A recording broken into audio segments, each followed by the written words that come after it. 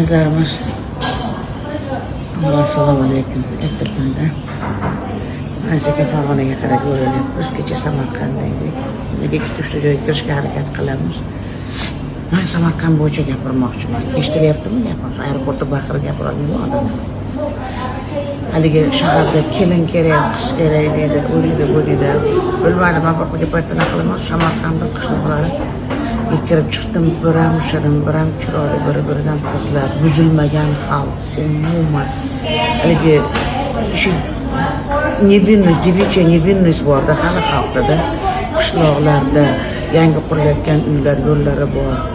Juda go'zal, kichkinagina shirin hovlida odamlar mehnatdan keyin nima deydi, mazza qilib dam olishdi, to'yda, mahallasida qilib. Menimcha uyda mahallasida qilgan ham yaxshi, mana shunaqa hamma ham restoranga bora olmaydi. Juda xalqimiz go'zal. Kelinoqlarganlar borlar o'sha qishloqlarda ham. Biz prosta kirmas ekanmiz o'sha joylarga. Biram biri-biridan shirin qizlar, biri-biridan shirin bolachalar. Ana o'sha yerdan ko'p aqllilar chiqib kelyapti, rahbarlar.